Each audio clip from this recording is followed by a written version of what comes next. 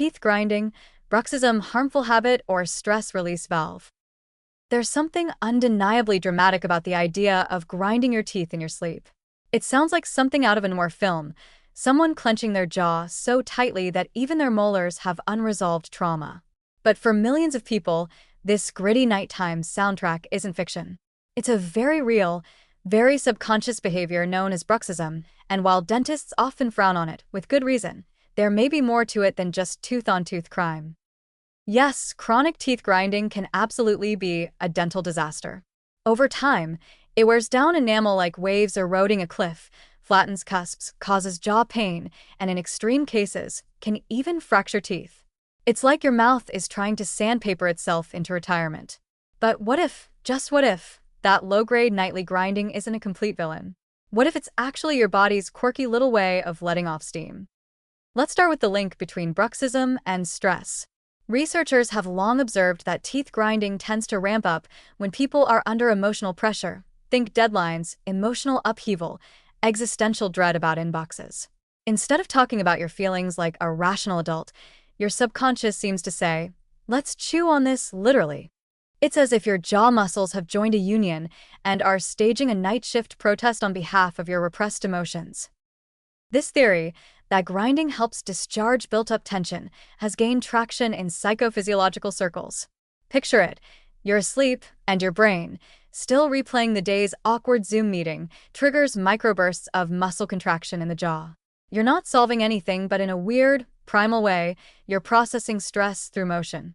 Think of it as sleep yoga for your face, minus the calming music. Interestingly, not all bruxism is created equal.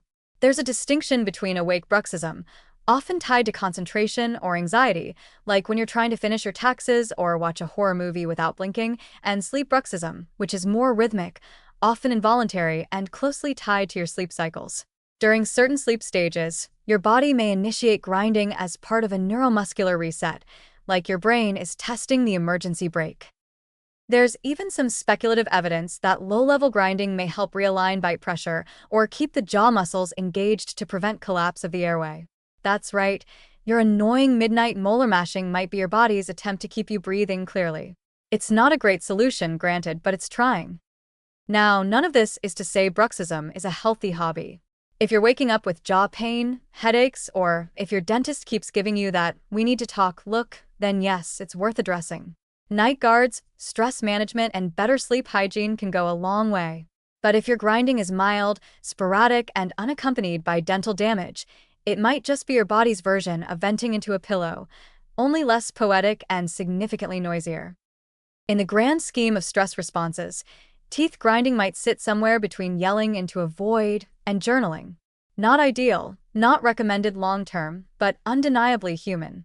It's a reminder that even when we're unconscious, our bodies are trying to solve emotional puzzles with physical tools. In this case, a clenched jaw and some very confused molars. So yes, bruxism can be harmful. But in small, transient doses, it might also be your nervous system's way of saying, look, I don't have time to process your feelings through dreams tonight, so I'm just going to chew on them a little. Not elegant, not silent, but strangely therapeutic in its own gnashing, grinding way.